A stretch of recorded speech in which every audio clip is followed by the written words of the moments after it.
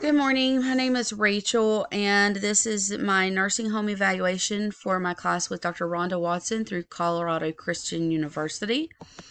The nursing home that I had the pleasure of speaking with the administrator was Meadowbrook Acres. It is here in the Charleston area. It lies about 5 miles outside of city limits, but is still within very close range to several local hospitals, um, and has the availability for patients, families, or residents' families to come see them. It's very centrally located without being straight in the middle of town. Some of the pros of this facility is that it is small and privately owned. I believe it is a 20-bed facility. I could be mistaken on that. I don't have the exact numbers in front of me, but it is privately owned. Um, One of the other things that I did enjoy was that the cost is all encompassing, meaning that you have one fee that covers all services. The only things that are not covered under that umbrella fee is if a resident wants their own private phone line or they want to go see the beautician. Standard care like hair washing and fixing and grooming and things like that is just part of the services provided. But if they want that extra care of getting to go to the beautician, that comes out of pocket. Another thing that I enjoyed talking to Miss Tony and learning was that she has been the administrator at that facility for 9 years.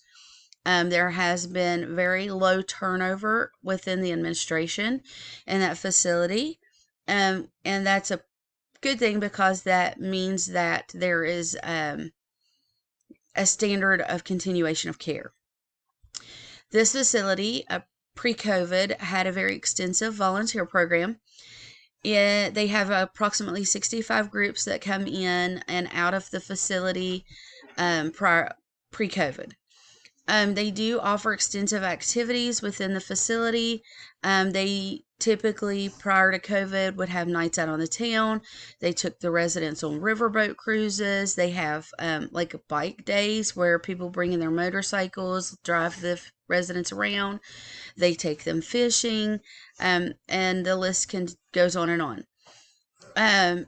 Pre-COVID, the availability of visitors was another thing that I enjoyed. You were not limited to daytime hours.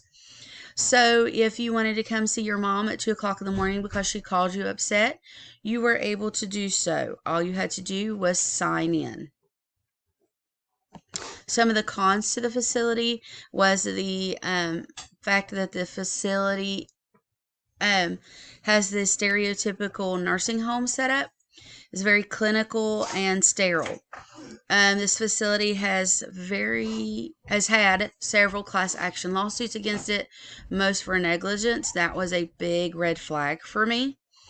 Another one was that it does not offer any type of specialized care, meaning that most of its residents are what we call in the nursing world walkie-talkies, meaning that they are able to verbalize their needs and they have the ability to care for themselves at some level. Another thing is the limitations of flexibility when it comes to the resident's schedule.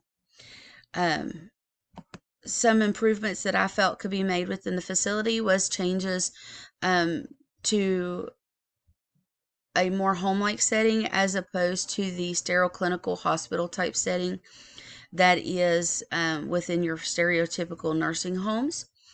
Again, there should be more flexibility with the resident scheduled. They should be able to say when, where, and how they want to do things as long as it's safe.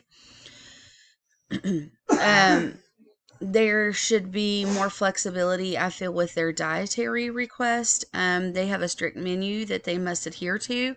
If they do not like what is being offered, they can choose something different, but it's limited to the availability of that.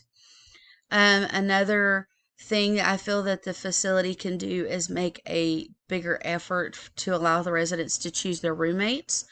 This is something that Miss Tony said that they attempt to accommodate, but it doesn't sound like they really make it priority. And then finally, I think another effort that could be made, and I believe this could be nursing homes the world over, is reducing the number of medications that patients are on. We do not need to make it an over where we over medicate our residents to where they are just sitting in the chairs like mummies. They are actually getting to enjoy life. Our biblical worldview does affect how you would care for somebody. In 1 Timothy, it says, "Do not rebuke an older man, but encourage him as a father, and younger men as brothers." Um, you look up to your father for advice and wisdom. The Bible tells us that that's how we should treat our elderly. We should embrace what they have to tell us, and we should learn from our wisdom. Um, and the Bible, in several places throughout the Bible, it gives us an instruction on how we should love, care, and treat our elderly patients, or our elderly in general. I highly recommend the article "Prescription Drugs in Nursing Homes." It is a study based out of 2002, so I know that it may not be purely up to date, but the read was very interesting. Thank you for your time. Have a wonderful day.